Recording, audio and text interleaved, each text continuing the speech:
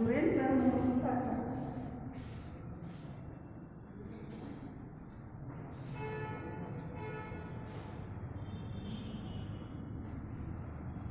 Good morning students. ನಿನ್ನೆ ಕ್ಲಾಸ್ನಾಗ ಹೇಳಿದ ಹಾಗೆ ನಿನ್ನೆ ನಾನು ಹೇಳಿದ್ದೆ ಸಿಲೆಬಸ್ ಹೇಳಿದ್ವಿ. ಅದರಲ್ಲಿ ಭಾಗ 1 ಭಾಗ 2 ಅಂತ ಹೇಳಿದ್ವಿ. ಭಾಗ 1ರಲ್ಲಿ ಬರುವಂತಹ ಅಧ್ಯಾಯಗಳು 8, ಇನ್ನು ಭಾಗ 2ರಲ್ಲಿ ಬರುವಂತಹ ಅಧ್ಯಾಯಗಳು 4. ನೋಡ್ರಿ, ಅದರಲ್ಲಿ ಮೊದಲನೇದು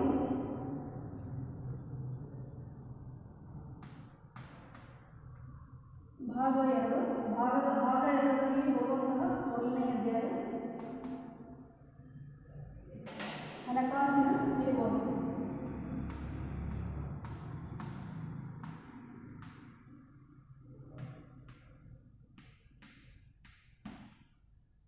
ನೋಡಿ, ನಿರ್ವಹಣೆ ಅನ್ನೋದು ಕೇವಲ ಮಾನವ ಸಂಪನ್ಮೂಲಗಳಿಗೆ ಅಷ್ಟೇ ಸಂಬಂಧಪಟ್ಟಿದ್ದಲ್ಲ, ಅದು ಭೌತಿಕ ಸಂಪನ್ಮೂಲಗಳಿಗೂ ಕೂಡ ಸಂಬಂಧಪಟ್ಟಿದ್ದಂತ ನಾವು ಹೇಳ್ತೀವಿ. ಆ ಭೌತಿಕ ಸಂಪನ್ಮೂಲಗಳಲ್ಲಿ ಅತಿ ಅವಶ್ಯಕವಾದದ್ದು ಅಂತಂದ್ರೆ ಹಣಕಾಸು. ನೋಡಿ, ಹಣಕಾಸು ಇಲ್ಲದೇ ನಾವು ವ್ಯವಹಾರವನ್ನು ಪ್ರಾರಂಭ ಮಾಡಲಿಕ್ಕೆ ಸಾಧ್ಯ ಇಲ್ಲ. ಅದರ ಜೊತೆಗೆ ಮಾನವ ಸಂಪನ್ಮೂಲನೂ ಕೂಡ ಅಷ್ಟೇ ಅವಶ್ಯಕ. ಮಾನವ ಸಂಪನ್ಮೂಲದ ಜೊತೆಗೆ ಹಣಕಾಸಿನ ಸಂಪನ್ಮೂಲನೂ ಕೂಡ ಅಷ್ಟೇ ಅವಶ್ಯಕ. ಅದಕ್ಕೆ ಆ ಹಣಕಾಸಿನ ನಿರ್ವಹಣೆಯನ್ನು ನಾವು ಯಾವ ರೀತಿಯಾಗಿ ಮಾಡಬೇಕು? ನೋಡಿ, ಕೇವಲ ಬಂಡವಾಳವನ್ನು ಸಂಗ್ರಹಣೆ ಮಾಡೋದು ಅಷ್ಟೇ ಅಲ್ಲ, ಆ ಸಂಗ್ರಹಣೆ ಆದಂಥ ಬಂಡವಾಳವನ್ನು ನಾವು ಯಾವ ರೀತಿಯಾಗಿ ಅದನ್ನು ಉಪಯೋಗ ಮಾಡ್ಕೋಬೇಕು. ನೋಡಿ, ಪ್ರತಿಯೊಂದು ವ್ಯವಹಾರ ಸಂಸ್ಥೆಯಲ್ಲಿ ಹಣಕಾಸಿನ ನಿರ್ವಹಣೆಯನ್ನು ಸರಿಯಾದ ರೀತಿಯಲ್ಲಿ ಮಾಡಿದ್ದೇ ಆದರೆ, ಯಾಕಂದ್ರೆ ನಾವು ಹೇಳ್ತೇವೆ ವ್ಯವಹಾರವನ್ನು ಮಾಡ್ಬೇಕಂತಂದ್ರೆ ದಕ್ಷತೆಯನ್ನು ಕಾಪಾಡ್ಕೋಬೇಕು. ದಕ್ಷತೆಯನ್ನು ಕಾಪಾಡ್ಕೋಬೇಕಂತಂದ್ರೆ ನಾವಲ್ಲಿ ಕಡಿಮೆ ವೆಚ್ಚದಲ್ಲಿ ಹೆಚ್ಚು ಉತ್ಪಾದನೆಯನ್ನು ಮಾಡಬೇಕು. ನೋಡಿ, ಆ ಕಡಿಮೆ ವೆಚ್ಚ ಅನ್ನೋದು ಯಾವುದಕ್ಕಂತಂದ್ರೆ ಹಣಕಾಸಿಗೆ ಸಂಬಂಧಪಟ್ಟಿದ್ದು. ನೋಡಿ, ಇಲ್ಲಿ ಕಡಿಮೆ ವೆಚ್ಚ ಅಂತಂದ್ರೆ ಕಡಿಮೆ ಸಂಪನ್ಮೂಲಗಳನ್ನು ಬಳಕೆ ಮಾಡಿ ಹೆಚ್ಚು ಉತ್ಪಾದನೆ ಮಾಡಬೇಕು. ಆ ಕಡಿಮೆ ಸಂಪನ್ಮೂಲ ಅನ್ನೋದು ಅದು ಕಚ್ಚಾ ಸಾಮಗ್ರಿ. ನೋಡಿ, ಕಡಿಮೆ ಶ್ರಮ. ಆ ಕಚ್ಚಾ ಸಂಪನ್ಮೂಲ ಅನ್ನೋದನ್ನ ನಾವು ಹಣದ ಮುಖಾಂತರ ಏನು ಮಾಡ್ತೀವಿ? ಕಚ್ಚಾ ಸಂಪನ್ಮೂಲಗಳನ್ನು ಖರೀದಿ ಮಾಡ್ತೀವಿ. ನೋಡಿ, ಯಾವಾಗ ಕಡಿಮೆ ಕಚ್ಚಾ ಸಂಪನ್ಮೂಲಗಳನ್ನು ಬಳಕೆ ಮಾಡ್ತೀವಿ ಅವಾಗ ಆ ಹಣದ ಪ್ರಮಾಣ ಏನಾಗ್ತದೆ? ಕಡಿಮೆ ಆಗ್ತದೆ. ಅದಕ್ಕೆ ಹಣಕಾಸಿನ ನಿರ್ವಹಣೆಯನ್ನು ಮಾಡೋದ್ರ ಮುಖಾಂತರ ನಾವೇನು ಮಾಡಬೇಕು? ವ್ಯವಹಾರ ಸಂಸ್ಥೆಯಲ್ಲಿ ನಮ್ಮ ಉದ್ದೇಶವನ್ನು ಈಡೇರಿಸಿಕೊಳ್ಬೇಕು. ಇನ್ನು ನೆಕ್ಸ್ಟ್ ಬರೋದ್ರೆ 2ನೇ ಅಧ್ಯಾಯ ಹಣಕಾಸಿನ ಮಾರುಕಟ್ಟೆ.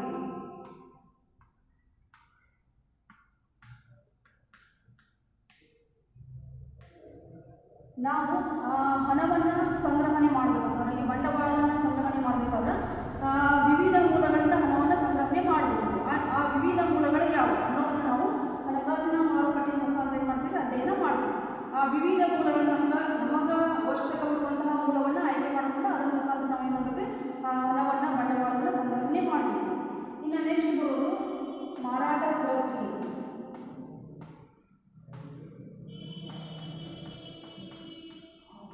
ನೋಡಿ, ಕೇವಲ ವಸ್ತುಗಳನ್ನು ಉತ್ಪಾದನೆ ಮಾಡೋದು ಅಷ್ಟೇ ಅಲ್ಲ, ಉತ್ಪಾದನೆ ಮಾಡಿದಂಥ ವಸ್ತುಗಳನ್ನು ಯಾವ ರೀತಿಯಾಗಿ ಮಾರಾಟ ಮಾಡಬೇಕು ಅನ್ನೋದನ್ನು ಮಾರಾಟ ಪ್ರಕ್ರಿಯೆಯನ್ನು ಅಧ್ಯಯನದಲ್ಲಿ ನಾವು ಏನು ಮಾಡ್ತೀವಿ? ಅಧ್ಯಯನ ಮಾಡ್ತೀವಿ. ನೋಡಿ, ಕೇವಲ ವಸ್ತುಗಳನ್ನು ಉತ್ಪಾದನೆ ಮಾಡಿ ಯಾವಾಗ ಮೊದಲು ನಾವು ಏನು ಮಾಡಿದ್ವಿ? ವಸ್ತುಗಳನ್ನು ಮೊದಲು ಉತ್ಪಾದನೆ ಮಾಡಿದಂಗಿಲ್ಲ, ಮಾರುಕಟ್ಟೆಯ ಅಧ್ಯಯನ ಮಾಡಿದ ನಂತರ ಆ ಮಾರುಕಟ್ಟೆಯ ಅಧ್ಯಯನದಲ್ಲಿ ಗ್ರಾಹಕರ ಬೇಡಿಕೆಯನ್ನು ತಿಳ್ಕೊಂಡು ಏನು ಮಾಡ್ತೀವಿ? ವಸ್ತು ಉತ್ಪಾದನೆ ಮಾಡ್ತೀವಿ. ಆದರೆ ವಸ್ತು ಉತ್ಪಾದನೆ ಆದ ನಂತರ ಅದನ್ನು ಯಾವ ರೀತಿಯಾಗಿ ಮಾರಾಟ ಮಾಡಬೇಕು ಅಂತಂದ್ರೆ, ಈ ಮಾರಾಟ ಮಾಡುವಂಥ ಒಂದು ಪ್ರಕ್ರಿಯೆ ಯಾವ ರೀತಿಯಾಗಿರಬೇಕು ಅಂತಂದ್ರೆ, ಆ ಮಾರಾಟ ಮಾಡುವಲ್ಲಿ ನಾವು ಯಾವ ವಿಧಾನವನ್ನು ಆಯ್ಕೆ ಮಾಡ್ಕೋಬೇಕು? ಅಲ್ಲಿ ನಾವು ನೇರವಾಗಿ ಗ್ರಾಹಕರನ್ನು ಭೇಟಿ ಮಾಡಿ ವಸ್ತುವನ್ನು ಮಾರಾಟ ಮಾಡಬೇಕು ಅಥವಾ ಮಧ್ಯವರ್ತಿಗಳ ಮುಖಾಂತರ ವಸ್ತುವನ್ನು ಮಾರಾಟ ಮಾಡಬೇಕು? ಯಾವ ರೀತಿಯಾದ ವಸ್ತುಗಳನ್ನು ನಾವು ಉತ್ಪಾದನೆ ಮಾಡಬೇಕು? ಗ್ರಾಹಕರ ಬೇಡಿಕೆ ಏನದ? ನೋಡಿ, ಇದನ್ನೆಲ್ಲ ನಾವು ಆ ಮಾರಾಟ ಪ್ರಕ್ರಿಯೆ ಅಧ್ಯಯನದಲ್ಲಿ ನಾವು ಅಧ್ಯಯನ ಮಾಡ್ತೀವಿ. ಇನ್ನು ಕೊನೆಯದು ಬರೋದು ಗ್ರಾಹಕರ ಅಥವಾ ಬಳಕೆದಾರರ ರಕ್ಷಣೆ. ನೋಡಿ, ಬಳಕೆದಾರರ ರಕ್ಷಣೆ ಅಥವಾ ಗ್ರಾಹಕರ ರಕ್ಷಣೆ. ನೋಡಿ, ಕೆಲವೊಂದು ವಸ್ತುಗಳನ್ನು ಗ್ರಾಹಕರು ಖರೀದಿ ಮಾಡೋದ್ರ ಮುಖಾಂತರ ಅಲ್ಲಿ ನಂತರ ಮೋಸವನ್ನು ಹೋಗ್ತಾರೆ.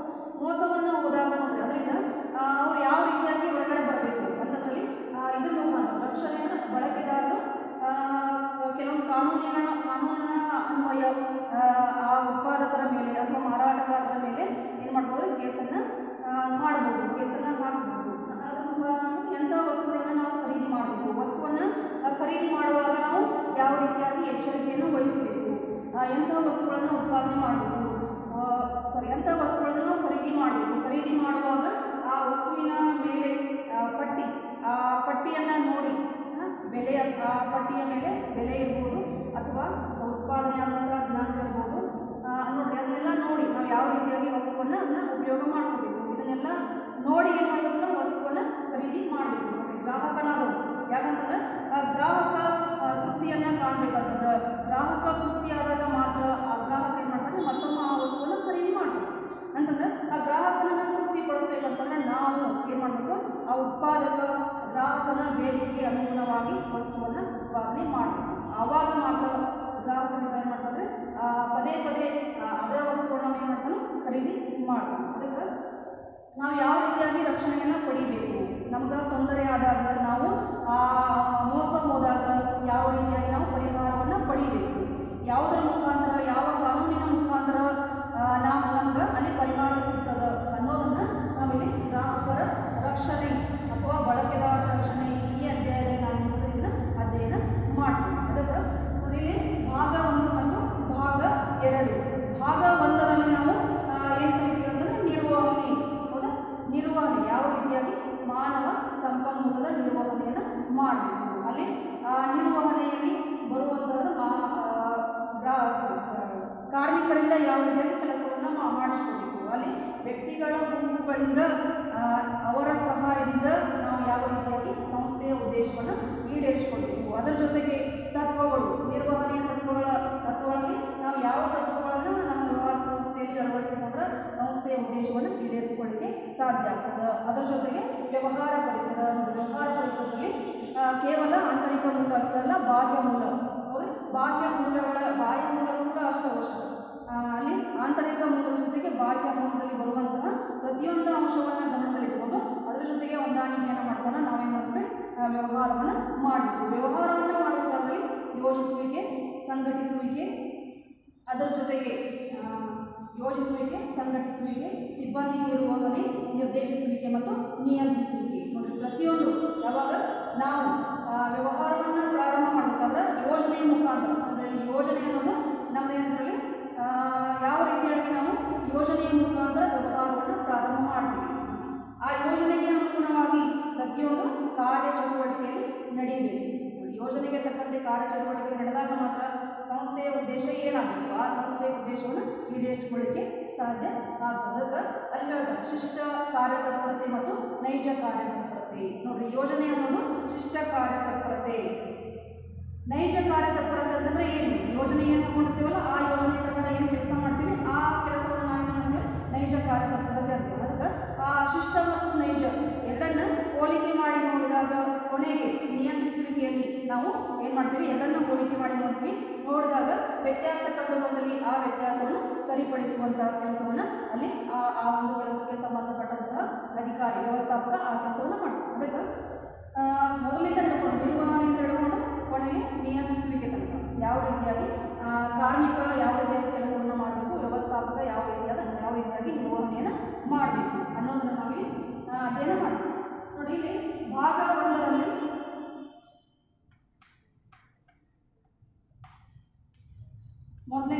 ಮೊದಲನೇ ಅಧ್ಯಾಯ ಬರುವುದು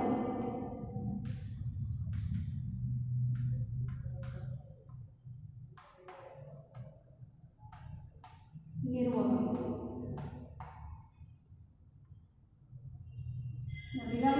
ಹೇಳಿದ್ವಿ, ಲಾಸ್ಟ್ ಕ್ಲಾಸ್ನಲ್ಲಿ ಹೇಳಿದ್ದೀನಿ ನಿರ್ವಹಣೆ ಅಂತಂದ್ರೆ ಏನು. ನಿರ್ವಹಣೆ ಅನ್ನೋದು ಯಾವ ರೀತಿಯಾಗಿ ನಾವು ಕಾರ್ಮಿಕರ ನಿರ್ವಹಣೆಯನ್ನು ಮಾಡಬೇಕು. ಯಾಕಂತಂದ್ರೆ ನಾನು ಹೇಳಿದೆ, ಸಮಾಜದಲ್ಲಿ ಮಾನವ ಅನ್ನೋದು ಒಂದು ಪ್ರಮುಖವಾದಂಥ ಘಟಕ. ಯಾಕಂತಂದ್ರೆ ಮಾನವಲ್ಲಿ ತನ್ನ ಆಸೆ ಆಕಾಂಕ್ಷೆಗಳನ್ನು ತನ್ನಷ್ಟಕ್ಕೆ ತಾನೇ ಒಬ್ಬನೇ ಅದನ್ನು ತೃಪ್ತಿಪಡಿಸಿಕೊಳ್ಳಿಕ್ಕೆ ಸಾಧ್ಯ ಇಲ್ಲ. ಆವಾಗ ಆ ಮನುಷ್ಯ ಇದನ್ನು ಮಾಡ್ತಾರೆ, ಆ ವ್ಯಕ್ತಿಗಳನ್ನು ಗುಂಪುಗಳಲ್ಲಿ ಒಟ್ಟಾಗಿಸಿ ಅವರಿಂದ ಏನು ಮಾಡ್ತಾನೆ, ಕೆಲಸವನ್ನು ಮಾಡಿಸ್ಕೊಳ್ತಾನೆ. ಅಂತಂದ್ರಲ್ಲಿ ಸಂಸ್ಥೆಯ ವ್ಯವಹಾರಕ್ಕೆ ಸಂಬಂಧಪಟ್ಟ ಹಾಗೆ ಇಲ್ಲಿ ನಿರ್ವಹಣೆ ಅಂದರೆ ನಾವು ಒಂದು ಸಂಸ್ಥೆಯ ನಿರ್ದಿಷ್ಟ ಉದ್ದೇಶವನ್ನು ಈಡೇರಿಸುವಲ್ಲಿ ಇತರೆ ವ್ಯಕ್ತಿಗಳಿಂದ ಅಥವಾ ಅವರ ಸಹಾಯದಿಂದ ಕಾರ್ಯ ಮಾಡಿಸಿಕೊಳ್ಳುವ ಕಲೆಯಾಗಿದೆ ಅಂತಂದ್ರೆ ಆ ಕಾರ್ಯ ಅನ್ನೋದು ಯಾವುದು. ಇಲ್ಲಿ ಒಬ್ಬ ವ್ಯವಸ್ಥಾಪಕರಿಂದ ಅಥವಾ ಒಬ್ಬ ಮೇಲ್ವಿಚಾರಕನಿಂದ ಯಾವಾಗ ಆದೇಶ ಕಾರ್ಮಿಕನಿಗೆ ಹೋಗ್ತದಲ್ಲ ಆ ಆದೇಶವನ್ನು ಅವನು ಪೂರ್ಣವಾಗಿ ಪಾಲನೆ ಮಾಡಬೇಕಾಗ್ತದೆ. ಆ ಆದೇಶ ಪರಿಪೂರ್ಣ ಆಗಬೇಕಂತಂದ್ರೆ ನೋಡಿ ಅವನಿಗೆ ಸಂಬಂಧಪಟ್ಟಂತಹ ಮೇಲ್ವಿಚಾರಕ ಆ ಅಧಿಕಾರಿ ಕೊಡುವಂತಹ ಆದೇಶವನ್ನು ಸರಿಯಾದ ರೀತಿಯಲ್ಲಿ ಅರ್ಥ ಮಾಡಿಕೊಂಡು ಆ ಆದೇಶವನ್ನು ಜಾರಿಗೆ ತರಬೇಕಂದ್ರೆ ಆ ಆದೇಶವನ್ನು ಪಾಲನೆ ಮಾಡಬೇಕಾಗ್ತದೆ. ಅಂತದ್ರಲ್ಲಿ ಆ ಆದೇಶವನ್ನು ಪಾಲನೆ ಮಾಡಿದ ನಂತರ ಕೊನೆಗೆ ನೋಡಿ ಏನು ವರದಿಯನ್ನು ಸಲ್ಲಿಸ್ತಾನೆ ಆ ವರದಿಯನ್ನು ಏನು ಮಾಡ್ತಾನೆ ತನಗೆ ಸಂಬಂಧಪಟ್ಟಂತ ಅಧಿಕಾರಿಗೆ ವರದಿಯನ್ನು ಸಲ್ಲಿಸ್ತಾನೆ. ನೋಡ್ರಿ ಅಲ್ಲಿ ಆ ವರದಿಯನ್ನು ಪರಿಶೀಲನೆ ಮಾಡಿದ ನಂತರ ಅಧಿಕಾರಿ ಏನು ಮಾಡ್ತಾನೆ ನಿರ್ವಹಣೆ ಯಾವ ರೀತಿಯಾಗಿ ನಿರ್ವಹಣೆ ಆಗಿರ್ತದೆ ಆ ಸರಿಯಾದ ರೀತಿಯಲ್ಲಿ ಆ ಕಾರ್ಮಿಕ ಸರಿಯಾದ ರೀತಿಯಲ್ಲಿ ಆ ಆದೇಶವನ್ನು ಪಡ್ಕೊಂಡು ಆ ಆದೇಶವನ್ನು ಪರಿಪೂರ್ಣ ಮಾಡ್ಯಾನೋ ಇಲ್ಲೋ ಅನ್ನೋದನ್ನ ಅಲ್ಲಿ ವ್ಯವಸ್ಥಾಪಕ ಮೇಲ್ವಿಚಾರಕರನ್ನ ಅರ್ಥ ಮಾಡ್ಕೊತಾರೆ, ಅದನ್ನು ತಿಳ್ಕೊತಾರೆ. ಅದಕ್ಕೆ ಇಲ್ಲಿ ಪರಿಣಾಮಕಾರಿತ್ವ ಮತ್ತು ದಕ್ಷತೆ ನೋಡ್ರಿ ನಿರ್ವಹಣೆ ಎಂದು ಎರಡು ಅಂಶಗಳನ್ನು ಒಳಗೊಂಡಿದೆ. ನಿರ್ವಹಣೆ ಅನ್ನೋದು ಎರಡು ಅಂಶಗಳನ್ನು ಒಳಗೊಂಡಿದೆ. ಮೊದಲನೇದು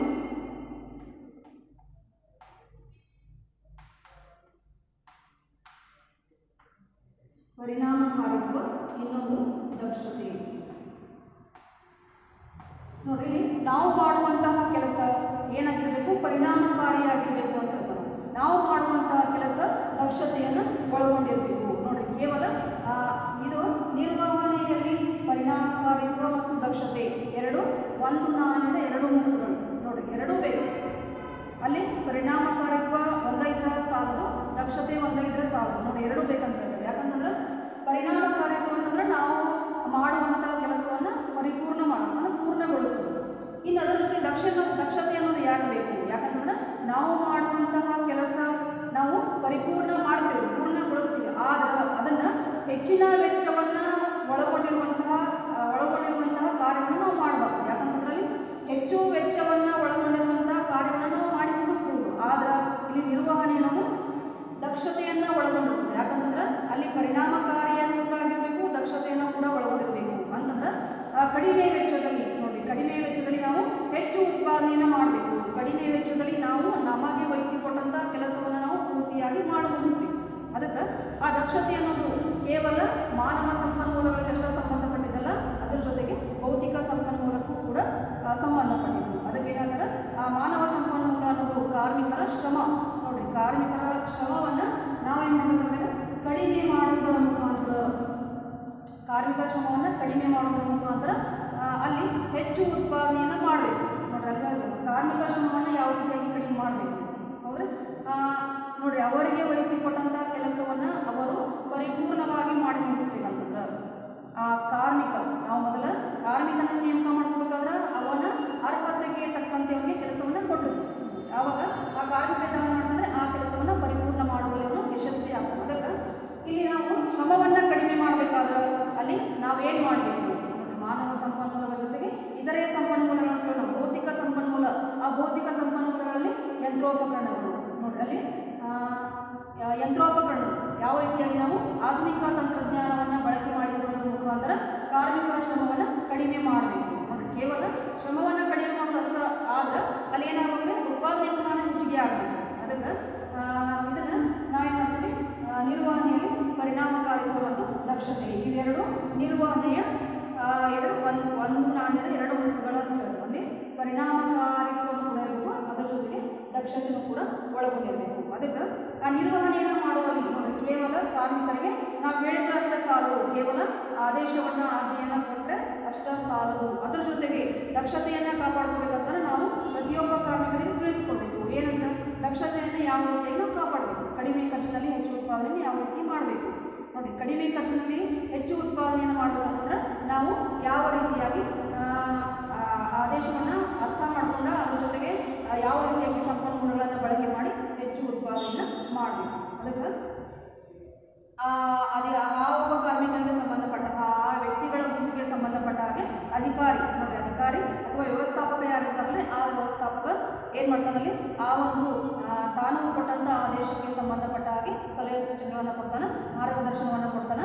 ಕಾರ್ಮಿಕರ ಕೆಲಸದಲ್ಲಿ ಬರುವಂತಹ ಸಮಸ್ಯೆಗಳನ್ನು ಹೋಗಲಾಡಿಸ್ತಾನೆ, ಕುಂದುಕೊರತೆಗಳನ್ನು ಹೋಗಲಾಡಿಸ್ತಾನೆ. ಅವನಿಗೆ ಬೇಕಾಗುವಂತಹ ಸಂಪನ್ಮೂಲಗಳನ್ನು ಒದಗಿಸಿಕೊಡುವುದರ ಮುಖಾಂತರ ಅವನು ಏನು ಮಾಡ್ತಾನೆ ಕಾರ್ಮಿಕರಿಂದ ಕೆಲಸವನ್ನು ಮಾಡಿಸ್ತಾನೆ. ಅದಕ್ಕೆ ಆ ಒಂದು ಕಲೆ ಅದು ಒಂದು ಕಲೆ ಅಂತ ಹೇಳ್ತಾರೆ. ಯಾಕಂತಂದ್ರೆ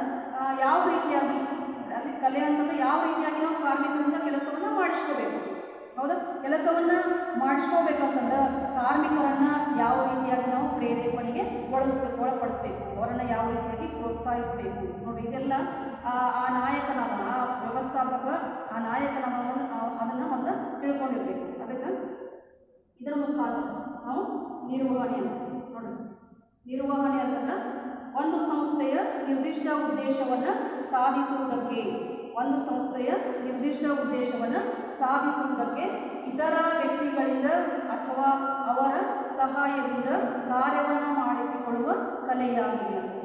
ಇಲ್ಲಿ ಒಬ್ಬ ವ್ಯಕ್ತಿ ಎಲ್ಲ ಕೆಲಸಗಳನ್ನ ಒಬ್ಬನ ವ್ಯಕ್ತಿ ಮಾಡಕ್ ಸಾಧ್ಯ ಇಲ್ಲ. ಅವಾಗ ಏನ್ ಮಾಡ್ತಾರೆ, ನಾವು ಗುಂಪುಗಳನ್ನಾಗಿ ಮಾಡಿ ಆ ಗುಂಪಿಗೆ ಒಂದು ಕೆಲಸವನ್ನು ಆದೇಶವನ್ನು ಕೊಟ್ಟ ಅವರಿಂದ ಕಾರ್ಯವನ್ನು ಮಾಡಿಸಿಕೊಳ್ಳುವಂತಹ ಕಲೆ ಅವನಲ್ಲಿರಬೇಕಲ್ಲ. ಅಂದ್ರೆ ಅವರಿಂದ ಅವನು ಕೆಲಸವನ್ನು ಮಾಡಿಸ್ಕೊಳ್ಬೇಕು. ಆವಾಗ ಏನಾಗ್ತದೆ, ಆ ವ್ಯಕ್ತಿಗಳ ಗುಂಪುಗಳಿಂದ ನಾವು ಕೆಲಸವನ್ನು ಮಾಡಿಸಿ ಸರಿಯಾದ ರೀತಿಯಲ್ಲಿ ನಿರ್ವಹಣೆ ಮಾಡಿದ್ರೆ ಆದರೆ ಅವಾಗ ಏನಾಗ್ತದೆ, ಒಂದು ನಿರ್ದಿಷ್ಟ ಉದ್ದೇಶ, ಆ ಸಂಸ್ಥೆಯ ನಿರ್ದಿಷ್ಟ ಉದ್ದೇಶ ಏನಾಗ್ತದೆ, ಕೇವಲ ಲಾಭವನ್ನು ಗಳಿಸುವ ಸಂಸ್ಥೆಯ ಉದ್ದೇಶ ಅಲ್ಲ, ಲಾಭವನ್ನು ಗಳಿಸೋದಷ್ಟು ಸಂಸ್ಥೆಯ ಉದ್ದೇಶ ಅಲ್ಲ, ಅಲ್ಲಿ ಸಂಸ್ಥೆಯ ಉದ್ದೇಶ ಏನಾಗಿರ್ಬೋದು ನೋಡಿ. ನಿಮ್ಗೆ ಈಗಾಗಲೇ ಗೊತ್ತಿದೆ, ಈಗಾಗಲೇ ಫಸ್ಟ್ ಇಯರ್ನ ಕಲ್ತಿಲ್ಲ. ಸಂಸ್ಥೆಯ ಉದ್ದೇಶ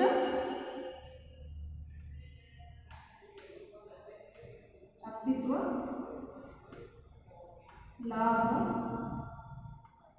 ಬೆಳವಣಿಗೆ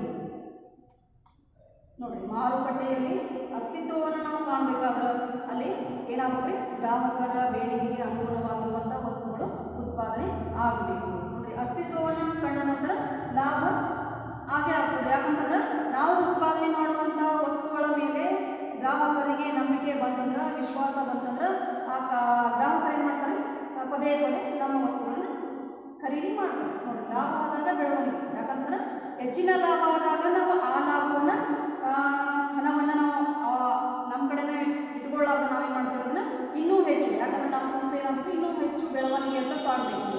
ಬೆಳವಣಿಗೆ ಅಂತ ಸಾಗಬೇಕಂತಂದ್ರೆ ಒಂದು ಶಾಖೆಯಿಂದ ಬೇರೆ ಬೇರೆ ಶಾಖೆಗಳನ್ನು ನಾವೇನು ಮಾಡ್ಬೋದು, ಸ್ಥಾಪನೆ ಮಾಡಬಹುದು. ಅಥವಾ ಇರುವಂತಹ ಸಂಸ್ಥೆನ ಇನ್ನೂ ಸ್ವಲ್ಪ ದೊಡ್ಡ ಪ್ರಮಾಣದಲ್ಲಿ ಅದನ್ನ ಏನ್ ಮಾಡಬೇಕು, ಬೆಳವಣಿಗೆಯನ್ನು ಮಾಡಬೇಕು. ಅದಕ್ಕೇನಾದರೂ ಅಸ್ತಿತ್ವ, ಲಾಭ ಮತ್ತು ಬೆಳವಣಿಗೆ. ಯಾಕಂತಂದ್ರೆ ಅಲ್ಲಿ ಲಾಭವನ್ನ ಗಳಿಸೋದು ಅಂತ ಉದ್ದೇಶ ಆಗಿರ್ಬೋದು, ಆದ್ರೆ ಅದ್ರ ಜೊತೆಗೆ ಏನಾಗುತ್ತೆ, ನಮ್ಮ ವಸ್ತುವಿನ ಉತ್ಪಾದನೆಯ ಪ್ರಮಾಣ ಏನಾಗಬೇಕು, ಹೆಚ್ಚಿಗೆ ಆಗಬೇಕು. ವಸ್ತುವಿನ ಉತ್ಪಾದನೆ ಪ್ರಮಾಣ ಹೆಚ್ಚಿಗೆ ಆಗಬೇಕಂತಂದ್ರೆ ನಾವು ಏನ್ ಮಾಡ್ಬೇಕಂತಂದ್ರೆ ನಿರ್ವಹಣೆಯನ್ನು ಸರಿಯಾದ ರೀತಿಯಲ್ಲಿ ಮಾಡಿದ್ದೆ ಆದ್ರೆ ಏನಾಗ್ತದೆ, ಆ ವ್ಯಕ್ತಿಗಳ ಗುಂಪುಗಳಿಂದ ನಾವೇನ್ ಮಾಡ್ತೇವೆ, ಸರಿಯಾದ ರೀತಿಯ ಕೆಲಸವನ್ನ ಮಾಡಿಸ್ಕೊಳ್ತೀವಿ.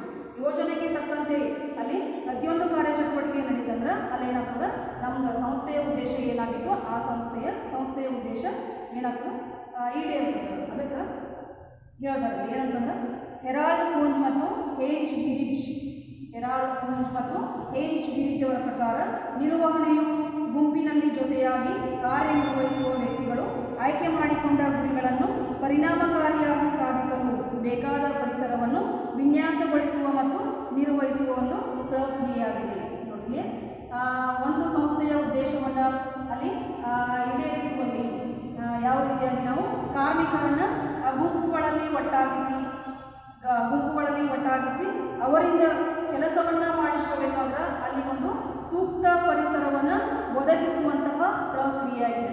ಯಾಕಂತಂದ್ರೆ ನಿರ್ವಹಣೆ ಅನ್ನೋದು ಸೂಕ್ತ ಪರಿಸರವನ್ನ ಕಾರ್ಮಿಕರಿಗೆ ಒದಗಿಸಿಕೊಡುವಂತಹ ಪ್ರಯತ್ನವನ್ನ ಮಾಡಬೇಕು ನೋಡಿ. ಆ ಸೂಕ್ತ ಪರಿಸರ ನಿರ್ವಹಣೆಯನ್ನು ಮಾಡುವಂತಹ ಮೇಲ್ವಿಚಾರಕನ ಕೈಯಲ್ಲಿರ್ತದೆ. ಯಾಕಂತಂದ್ರೆ ಆ ಸೂಕ್ತ ಪರಿಸರವನ್ನು ನಾವು ನಿರ್ಮಾಣ ಮಾಡ್ಬೇಕಂತಂದ್ರೆ ಅಲ್ಲಿ ಆದೇಶಗಳು ಯಾವ ರೀತಿಯಾಗಿರಬೇಕು, ಆದೇಶಕ್ಕೆ ತಕ್ಕಂತೆ ಮಾರ್ಗದರ್ಶನ ಯಾವ ರೀತಿಯಾಗಿರಬೇಕು, ಆ ಆದೇಶಕ್ಕೆ ತಕ್ಕಂತೆ ಸಲಹೆ ಸೂಚನೆಗಳು ಯಾವ ರೀತಿ ಆಗಿರಬೇಕು ನೋಡ್ರಿ. ಕೇವಲ ಅವರಿಗೆ ಆದೇಶವನ್ನ ಕೊಟ್ಟ ನೀವು ಆ ಕೆಲಸ ಮಾಡ್ರಿ ಅಂತ ಹೇಳಿದ್ರೆ ಯಾವ ಕಾರ್ಮಿಕನು ಮಾಡುದು. ಯಾಕಂತಂದ್ರೆ ಆ ಕೆಲಸಕ್ಕೆ ಸಂಬಂಧಪಟ್ಟ ಹಾಗೆ ನಾವು ಸಲಹೆ ಸೂಚನೆಯನ್ನ ಕೊಡಲೇಬೇಕು, ಮಾರ್ಗದರ್ಶನವನ್ನ ಕೊಡಲೇಬೇಕು, ಆ ಕಾರ್ಮಿಕನಿಗೆ ತರಬೇತಿಯನ್ನ ಕೊಡಲೇಬೇಕು. ಯಾಕಂತಂದ್ರೆ ಅದನ್ನೆಲ್ಲ ಪಡ್ಕೊಂಡ ನಂತರ ಆ ಕಾರ್ಮಿಕನ ಏನಾಗ್ತಾರೆ, ಆ ಒಂದು ಕೆಲಸದಲ್ಲಿ ಏನಾಗ್ತಾನೆ ಇನ್ನೂ ಹೆಚ್ಚಿನ ಆಸಕ್ತಿಯನ್ನು ವಹಿಸ್ತಾನೆ. ಯಾಕಂತಂದ್ರೆ ಆ ತರಬೇತಿಯನ್ನು ಕೊಡೋದ್ರ ಮುಖಾಂತರ ಆ ಒಂದು ಕೆಲಸವನ್ನ ಕಾರ್ಮಿಕ ಪದೇ ಪದೇ ಮಾಡಿದಂತಂದ್ರೆ ಆ ಕೆಲಸದಲ್ಲಿ ಏನಾಗ್ತಾನೆ, ಅವನು ಪರ್ಫೆಕ್ಟ್ ಆಗ್ತಾನೆ.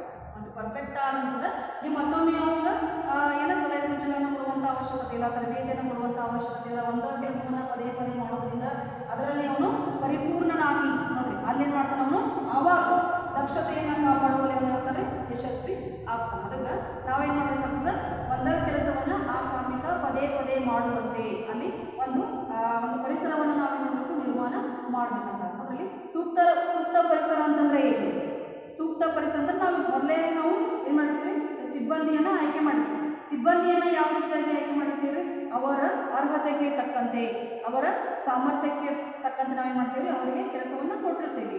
ನೋಡ್ರಿ, ಆ ಕೆಲಸವನ್ನ ಅವರು ಪರಿಪೂರ್ಣವಾಗಿ ಮಾಡ್ಬೇಕಂತಂದ್ರೆ, ಯಾಕಂತಂದ್ರೆ ಅನುಭವ ಇದ್ದಂತ ಕಾರ್ಮಿಕರು ಇರ್ತಾರೋ, ಅನುಭವ ಇಲ್ಲದೆ ಇರುವಂತಹ ಕಾರ್ಮಿಕರು ಕೂಡ ಇರ್ತಾರೆ. ನೋಡ್ರಿ, ಅನುಭವ ಇದ್ದಂತ ಕಾರ್ಮಿಕರಿಗೆ ಅವ್ರಿಗೆ ಏನು ಆದೇಶವನ್ನು ಕೊಡ್ತಿಲ್ಲ, ಆ ಆದೇಶವನ್ನು ಅವರು ಪರಿಪೂರ್ಣ ಮಾಡುವಲ್ಲಿ ಯಶಸ್ವಿ ಆಗ್ತಾರೆ. ಆದ್ರೆ ಅನುಭವ ಇಲ್ಲದೆ ಇರುವಂತಹ ಕಾರ್ಮಿಕರು ಇದ್ದಾಗ ನಾವು ಅವರಿಗೆ ಮಾರ್ಗದರ್ಶನವನ್ನು ಕೊಡಲೇಬೇಕು, ಅವರಿಗೆ ತರಬೇತಿಯನ್ನು ಒದಗಿಸಿ ಕೊಡಲೇಬೇಕು. ನೋಡ್ರಿ, ಆವಾಗ ಆ ಕಾರ್ಮಿಕ ಇದ್ದವ ಏನು ಮಾಡ್ತಾನೆ, ಆ ಎಲ್ಲ ತರಬೇತಿಯನ್ನು ಮಾರ್ಗದರ್ಶನವನ್ನು ಪಡ್ಕೊಂಡ ಅವನೇನು ಮಾಡ್ತಾನೆ, ತನಗೆ ವಹಿಸಿಕೊಟ್ಟಂತಹ ಆದೇಶವನ್ನು ಪರಿಪೂರ್ಣಗೊಳಿಸಿ ಆ ಒಂದು ವರದಿಯನ್ನು ತನಗೆ ಸಂಬಂಧಪಟ್ಟಂತ ಅಧಿಕಾರಿಗೆ ಕೊಡ್ತಾನೆ. ಇನ್ನು ನಿರ್ವಹಣೆಯನ್ನ ನಾವು ಯಾವ ರೀತಿಯಾಗಿ, ನಿರ್ವಹಣೆ ಸರಿಯಾದ ರೀತಿ ಆಗೇತೋ ಇರೋದನ್ನ ಯಾವ ರೀತಿಯಾಗಿ ಗುರುತಿಸಬೇಕು, ಅದನ್ನು ಯಾವ ರೀತಿಯಾಗಿ ನಾವು ಕಂಡುಹಿಡಿಬೇಕು. ನೋಡ್ರಿ, ಇಲ್ಲಿ ನಿರ್ವಹಣೆ ಅನ್ನೋದು ಇದು ಕಣ್ಣಿಗೆ ಕಾಣಲಾರದು. ನಿರ್ವಹಣೆ ಯಾವಾಗ ನಮ್ಮ ನಿರ್ವಹಣೆ ಸರಿಯಾಗಿದೆ ನಮ್ಗೆ ಅನ್ನೋದು ಯಾವಾಗ ತಿಳಿದದ್ದು? ಅಲ್ಲಿ ಗ್ರಾಹಕರು ತೃಪ್ತಿಯನ್ನು ಕಂಡಾಗ, ಅದರ ಜೊತೆಗೆ ಸಂಸ್ಥೆಯ ಉದ್ದೇಶ ಈಡೇರಿದಾಗ ನೋಡ್ರಿ ನಾವೇನು ತಿಳ್ಕೋಬೇಕು, ಅವಾಗ ನಿರ್ವಹಣೆ ಅದು ಸರಿಯಾದ ರೀತಿಯಲ್ಲಿ ಆಗ್ಯದ ಅನ್ನೋದನ್ನ ನಮ್ಮ ಅವಾಗ ಅರ್ಥ ಮಾಡ್ಕೋಬೇಕು. ಅದಕ್ಕೆ ಇಲ್ಲಿ ಯಾವ ರೀತಿಯಾಗಿ ನಾವು ಸಂಸ್ಥೆಯ ಉದ್ದೇಶ, ಅಸ್ತಿತ್ವ, ಲಾಭ, ಬೆಳವಣಿಗೆ, ಸಂಸ್ಥೆಯ ಉದ್ದೇಶವನ್ನು ಈಡೇರಿಸುವಲ್ಲಿ ನೋಡ್ರಲ್ಲಿ ಕೇವಲ ವ್ಯವಸ್ಥಾಪಕ ಅಷ್ಟ, ಉನ್ನತ ಹಂತದಲ್ಲಿರುವಂತಹ ವ್ಯವಸ್ಥಾಪಕ ಅಷ್ಟ ಕೆಲಸ ಮಾಡಿದ್ರೆ ಸಾಧ್ಯ ಅಲ್ಲ. ಯಾಕಂತಂದ್ರೆ ನಾವು ಈಗಾಗಲೇ ಹೇಳಿ, ನಮ್ಮ ಆಸೆ ಆಕಾಂಕ್ಷೆಗಳನ್ನು ನಾವು ಒಬ್ಬರೇ ಈಡೇರಿಸ್ಕೊಳ್ಳಿಕ್ಕೆ, ನಮ್ಮಿಂದ ಈಡೇರಿಸ್ಕೊಳ್ಳಿಕ್ಕೆ ಸಾಧ್ಯ ಇಲ್ಲ. ಯಾಕಂದ್ರೆ ಅದನ್ನ ನಾವೇನು ಮಾಡ್ತೀವಿ, ಬೇರೆ ವ್ಯಕ್ತಿಗಳ ಗುಂಪುಗಳಿಂದ ಅವರಿಂದ ಕೆಲಸವನ್ನ ಮಾಡಿಸಿಕೊಳ್ಳೋದ್ರ ಮುಖಾಂತರ ಏನು ಮಾಡ್ತೇವೆ, ಸಂಸ್ಥೆಯ ಉದ್ದೇಶವನ್ನು ಈಡೇರಿಸಿಕೊಳ್ಳುವಲ್ಲಿ ನಾವು ಪ್ರಯತ್ನವನ್ನು ಪಡತ್ತೀವಿ. ಅದಕ್ಕೆ ಮೊದಲು ನಾವೇನು ಮಾಡಬೇಕು, ಅಸ್ತಿತ್ವವನ್ನು ಕಾಣಬೇಕು. ಮಾರುಕಟ್ಟೆಯಲ್ಲಿ ಅಸ್ತಿತ್ವವನ್ನು ಕಾಣಬೇಕಂತಂದ್ರೆ ನಾವು ಗ್ರಾಹಕರ ಬೇಡಿಕೆಗೆ ತಕ್ಕಂತೆ ವಸ್ತುಗಳನ್ನು ಉತ್ಪಾದನೆ ಮಾಡಬೇಕು. ಅಲ್ಲಿ ಒಂದ್ಸಲ ಗ್ರಾಹಕರಿಗೆ ನಿಮ್ಮ ವಸ್ತು ಮೇಲೆ ನಂಬಿಕೆ ಬಂದಾಗ ಆ ಗ್ರಾಹಕ ಏನು ಮಾಡ್ತಾನೆ, ಪದೇ ಪದೇ ನಮ್ಮದೇ ಆದಂತಹ ವಸ್ತುಗಳನ್ನು ಖರೀದಿ ಮಾಡ್ತಾನೆ. ಅದಕ್ಕೆ ಏನು ಹೇಳ್ತಾರೆ, ಆಂತರಿಕ ಮೂಲ ಅಷ್ಟೇ ಅಲ್ಲ, ವ್ಯವಹಾರ ಸಂಸ್ಥೆಗೆ ಆಂತರಿಕ ಮೂಲ ಅಷ್ಟೇ ಅವಶ್ಯಕ ಅಲ್ಲ, ಅದ್ರ ಜೊತೆಗೆ ಬಾಹ್ಯ ಮೂಲನೂ ಕೂಡ ಅಷ್ಟೇ ಅವಶ್ಯಕ ಅಂತದ್ದು. ಇದು 50% ಆದ್ರೆ ಅದು 50%. ಯಾಕಂದ್ರೆ ಆಂತರಿಕ ಮೂಲವನ್ನು ಅಷ್ಟೇ ಇಟ್ಕೊಂಡು ನಾವು ವ್ಯವಹಾರವನ್ನು ಮಾಡಲಿಕ್ಕೆ ಸಾಧ್ಯ ಇಲ್ಲ. ಯಾಕಂದ್ರೆ ಪ್ರತಿಸ್ಪರ್ಧಿಗಳಿರ್ತಾರೆ, ಪ್ರತಿಸ್ಪರ್ಧಿಗಳ ಅಧ್ಯಯನ ಮಾಡಬೇಕು, ಮಾರುಕಟ್ಟೆಯ ಅಧ್ಯಯನ ಮಾಡ್ಬೇಕ್ರಿ, ಸರ್ಕಾರ, ಅದ್ರ ಜೊತೆಗೆ ಷೇರುದಾರರು, ನೋಡ್ರಿ ಮಾಲೀಕರು, ಸಮುದಾಯ, ಇದೆಲ್ಲ ಬಾಹ್ಯ ಮೂಲ. ನೋಡ್ರಿ, ಆ ಬಾಹ್ಯ ಮೂಲದ ಜೊತೆಗೆ ಹೊಂದಾಣಿಕೆಯನ್ನು ಮಾಡಿಕೊಂಡ್ರೆ ಮಾತ್ರ ನಾವು ವ್ಯವಹಾರ ಸಂಸ್ಥೆಯ ಉದ್ದೇಶವನ್ನು ಈಡೇರಿಸಿಕೊಳ್ಳಿಕ್ಕೆ ಸಾಧ್ಯ ಆಗ್ತದೆ. ಇನ್ನಿಲ್ಲಿ ನಿರ್ವಹಣೆಯ ನಿರ್ವಹಣೆಯ ಅರ್ಥ ನಿಮ್ಗೆ ಗೊತ್ತಾಯ್ತಿಲ್ಲ. ನಿರ್ವಹಣೆ ಅಂತಂದ್ರೆ ಸಂಸ್ಥೆಯ ಉದ್ದೇಶವನ್ನು ಈಡೇರಿಸುವುದಕ್ಕೆ, ಒಂದು ಸಂಸ್ಥೆಯ ನಿರ್ದಿಷ್ಟ ಉದ್ದೇಶವನ್ನು ಈಡೇರಿಸುವುದಕ್ಕೆ ಇತರೆ ವ್ಯಕ್ತಿಗಳಿಂದ ಅಥವಾ ಅವರ ಸಹಾಯದಿಂದ ಕಾರ್ಯ ಮಾಡಿಸಿಕೊಳ್ಳುವ ಕಲೆಯಾಗಿದೆ. ಆ ವ್ಯಕ್ತಿಗಳ ಸಮೂಹದಿಂದ ನಾವೇನು ಮಾಡಬೇಕಾಗಿದೆ, ಅವರಿಂದ ಕೆಲಸವನ್ನು ಮಾಡಿಸಿಕೊಳ್ಬೇಕಾಗಿದೆ. ಅದಕ್ಕೆ ನಮ್ಗೆ ಹೇಳ್ತಾರೆ ನಿರ್ವಹಣೆ ಅಂತ ಹೇಳ್ತಾರೆ. ಇನ್ನು ನಿರ್ವಹಣೆಯ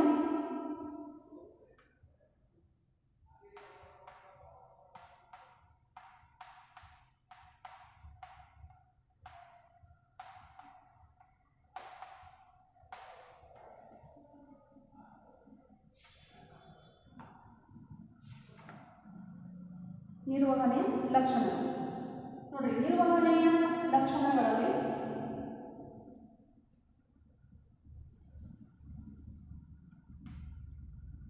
ಮೊದಲೇನು ಬರೋದು, ನಿರ್ವಹಣೆಯು ಗುರಿ ಪ್ರಧಾನ ಪ್ರಕ್ರಿಯೆಯಾಗಿದೆ.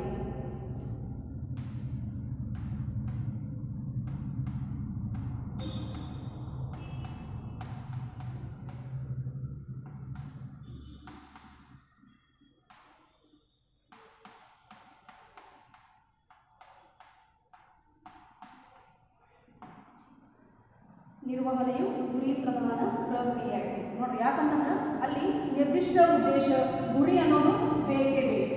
ಈ ನಿರ್ವಹಣೆ ಅನ್ನೋದು ಗುರಿ ಪ್ರಧಾನ ಪ್ರಕ್ರಿಯೆಯಾಗಿದೆ. ನೋಡ್ರಿ, ಇಲ್ಲಿ ಉದ್ದೇಶ ಪೂರ್ವಕವಾಗಿದೆ. ಯಾಕಂತಂದ್ರೆ ಆ ಉದ್ದೇಶ ಇದ್ದಾಗ ಮಾತ್ರ ಸಂಸ್ಥೆಯ ಉದ್ದೇಶ ಇದ್ದಾಗ ಮಾತ್ರ ಅಲ್ಲಿ ನಿರ್ವಹಣೆಯು ಸಾಧ್ಯ ಅಂತ ಹೇಳ್ತಾರೆ. ಯಾಕಂದ್ರೆ ಆ ಉದ್ದೇಶವನ್ನು ಈಡೇರಿಸ್ಕೊಳ್ಬೇಕಂತಂದ್ರೆ ನಾವು ನಿರ್ವಹಣೆಯನ್ನು ಮಾಡಲೇಬೇಕು. ಅದಕ್ಕೆ ನಿರ್ವಹಣೆಯು ಗುರಿ ಪ್ರಧಾನ ಪ್ರಕ್ರಿಯೆಯಾಗಿದೆ. ಯಾಕಂದ್ರೆ ಆ ಗುರಿಯನ್ನು ನಾವು ತಲುಪಬೇಕಂತಂದ್ರೆ, ಉದ್ದೇಶವನ್ನು ಈಡೇರಿಸ್ಕೊಳ್ಬೇಕಂತಂದ್ರೆ ನಿರ್ವಹಣೆ ಅನ್ನೋದು ನಮ್ಗೆ ಬೇಕೇ ಬೇಕು.